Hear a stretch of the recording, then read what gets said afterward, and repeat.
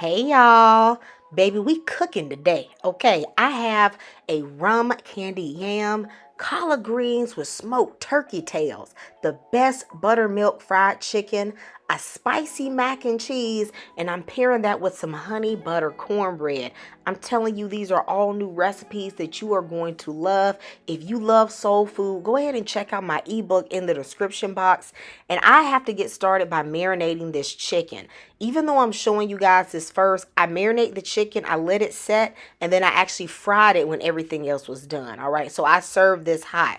You want to cover your chicken in just enough buttermilk so that it comes to the level of the chicken. I'm putting in about half of a cup of hot sauce, and y'all, I throw in some MSG. Look, don't judge me. I'm just telling you, this is the key to some good fried chicken right here. Okay. I'm going to go ahead with some pepper, some garlic powder. I'm mostly just doing this to taste. I'm going to put in a capful of this shrimp and crab boil. That just gets some flavor down to the bone, baby. And I'm going to be using this Chef Pappardon's Poultry Magic. That has the spices and herbs and different things already in there, and then just a little bit of salt. I'm going to mix this together, and I allowed this to marinate at room temperature for 1 hour. And no honey, it is going to be safe. Okay, you can do this. Just cover it and let it sit at the side while you do everything else. Now, after my chicken was done marinating, I went in with some self-rising flour. If you don't have that, use regular flour and add some baking powder because that actually helps the skin of the chicken crisp up. I'm putting in a tablespoon of chicken bouillon as well as the same spices that I used to marinate that chicken. You just put a little bit in there because you don't want that flour to be bland on the outside. And I just need the flavor, okay?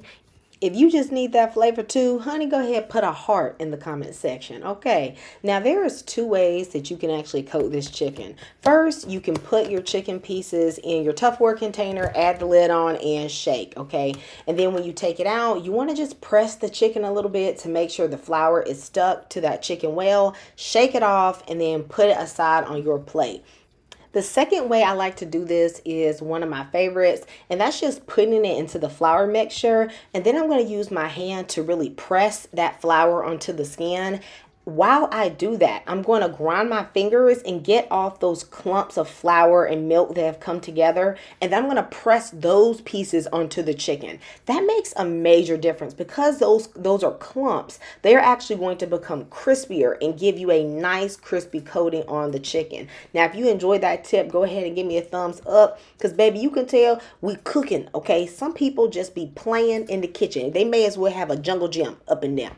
Honey, we cooking for real. Okay, now this, I'm going to give a shout out to Helen. She sent me this 6-quart Dutch oven because y'all, if y'all been watching my videos, honey, the other one had a crack at the bottom. Thank you so much, Helen. I've enjoyed frying in this Dutch oven.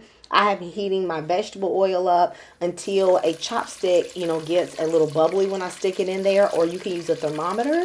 I am then going to put in 1 piece of chicken, and I'm going to do that as a test because you don't want to burn a whole batch of chicken if your oil is not the right temperature. Mine was, so I went ahead and put the rest of my chicken wings in. I fried mine in about 3 different batches. You don't want to overcrowd it or else your temperature is going to drop too much and your chicken going to be soggy. And baby, if you got soggy fried chicken, I can 100% guarantee they will talk about you, okay? Now, these chicken wings are going to take about 7 to 8 minutes to fry. It really depends. If you got that steroid chicken with them big wings, baby, look, them things might take about 10 minutes, okay? If you got drumsticks, it's going to be about 13. Thighs tend to take about 15 to 14, depending on how big they are. It's all about the size of that chicken. And really, wings are my favorite to fry because they're just easier to manage. They cook quicker. And y'all know wings cost way too much at restaurants. They just chop them things in half and then charge you for 2 pieces of chicken. Such a ripoff, okay? So do it at your house. Now, once I have finished frying 1 batch, I'm going to go through with a strainer and just clean out those bits. Those bits burn if you have to do multiple batches. So to go ahead and do that. While I am frying the chicken, I have this in the oven at 200, keeping warm. Let's get shaking on these collard greens. Now, I love doing this in the Instant Pot, and I'm going to go ahead and saute half of an onion. And then tell me what you know about that fat back. Because, baby, that just gives that richness to your greens that I just think can't be beat. I'm then going to throw in 3 cloves of garlic and saute that. And tell me what you know about that turkey tail. Look, if you use that turkey tail, you an OG chef, okay? Possibly a big mama, church lady. You know what I'm saying, okay? Go ahead, throw that in there with your spices. I'm using chicken bouillon, some crushed red pepper, some Creole seasoning, and some black pepper. You use that pretty much just to taste. I'm going to put in some water with a little bit of sugar. Okay, you got to balance out, the bitterness in them greens, all right? Mix that together and then pile in your fresh, chopped, and clean collard greens. You could use them from the bag as well. It's going to look like a lot, but when they pressure cook, it'll go all the way down, okay? Put your lid on, and then you're going to pressure cook this for 30 minutes. I let it natural pressure release for about 15 minutes, and then I quick release the rest of the way. You can also do this on the stove, but then it's going to need to cook for about an hour and 15 minutes. Then I'm going to go in and mix these greens. Baby, that turkey tail is going to fall to pieces. It doesn't have a lot of meat on it. It's really just a little fatty, but honey, it does make a big impact on the flavor. I tasted it and I felt like it needed a little bit more Creole seasoning and a little bit more chicken bouillon. And then I just mixed that together and I picked out like the turkey skin, but anywhere there was just a little meat or something like that, I left that in these greens. This is going to become one of your favorite green recipes. I'm going to put y'all on today. Look, rum candied yams, if you ain't never made it, baby, you best to make it, okay? Because when I tell you the rum just adds another dimension to the yams. It's really unexplainable. I'm going to take 3 medium sweet potatoes and I'm going to chop them into about 1.5 inch cubes. You could also put them into the circles if you want. And this is about 2.5 to 3 pounds of sweet potatoes. I'm using a whole stick of butter because I'm country, but you could use half a stick. All right, I have 3/4 of a cup of brown sugar, and I'm going to mix this and start to let this, dissolve just a little bit. Then I'm going to go in with some vanilla, of course, about 1 teaspoon. It gives it that nice flavor to your yams. And I'm also going to put in some Bacardi. Y'all, it's a Bacardi party today. You can use as much as you want, but I would say somewhere between 1/4 to 1/2 of a cup. This does make a difference. You cook this and it adds a richness, and people won't even really be able to put their finger on what that flavor is. I'm going to add in a pinch of salt and some lemon juice. That's going to balance out and bring out a nice flavor to the sweet potatoes, as well as some cinnamon, some ginger, and I'm going to put in some fresh nutmeg. Buying that powdered nutmeg doesn't give it the same flavor. You have to grate it in fresh, in my opinion.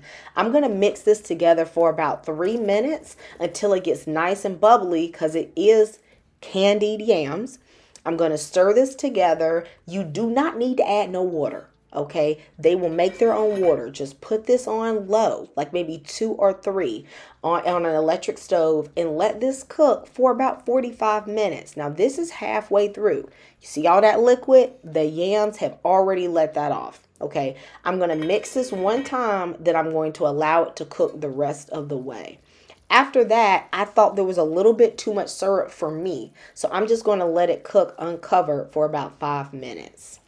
Next is the spicy mac and cheese. If you just want to add something a little different to your mac, this is a recipe you can try.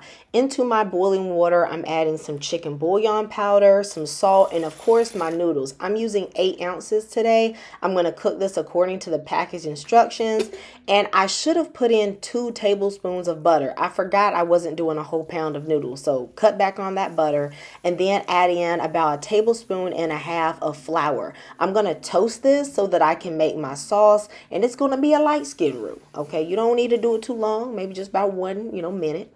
And then I'm putting in 1.5 cups of half and half. You could also use heavy cream, evaporated milk, or whole milk. Now for the cheeses, I'm keeping it pretty simple. I'm using some sharp cheddar, some mozzarella, and I had some Munster cheese in the fridge, so I decided to use that. Whatever cheeses you decide to use, you want to use double the amount of cheese to noodles. So I'm using 8 ounces of noodles, so I'm going to in total use 1 pound of cheese, and that includes the cheese that I put on the top. The seasoning for this is simple: some pepper, some vegeta, and a little bit of garlic powder. And of course, I'm going to put in half of a teaspoon of crushed red pepper flakes for the spice. But if you don't like spice, you can leave this out. But I don't think it's overwhelming. It's almost like adding like a pepper jack cheese to your mac. It gives a nice flavor and a little bit of kick. You want to just stir this until everything is melted and all the flavors are nice and combined. And as you can see, you can tell this is going to have a nice cheese pool. I'm going to put in my warm macaroni noodles and I'm going to stir those in. Of course, you could eat this as stovetop mac, but y'all, I just can't, my spirit can't sit right, okay, if I don't throw the mac in the oven. So once I put this in my pan, I am going to let this cook at 375 degrees for about 15 to 20 minutes maximum until it's bubbly and the top is nice and brown. Once you mix everything together, you can add more half and half according to how loose you want your sauce to be.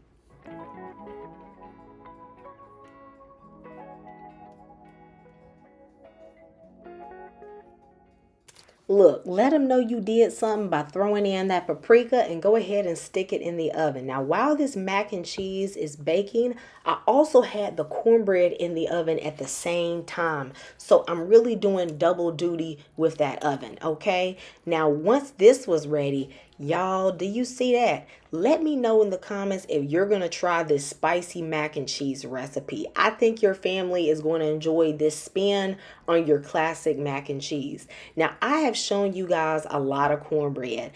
Being born and raised in the South, there's just something very down home about cornbread, biscuits, stuff like that. And I do like to use the mixes because of their consistency, okay?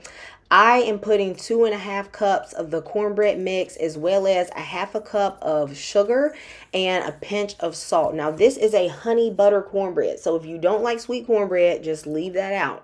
I'm going to use a combination of milk and sour cream. The fat content in sour cream makes your dishes very rich, especially your pound cakes, any baked goods like that. You could also use buttermilk, but sour cream is my favorite. I'm putting 2.5 tablespoons of honey, 1 stick of melted butter, and 2 eggs in here. Now, of course, if you don't like sweet cornbread, you can leave out the sugar and the honey, or just add in maybe 2 tablespoons of sugar.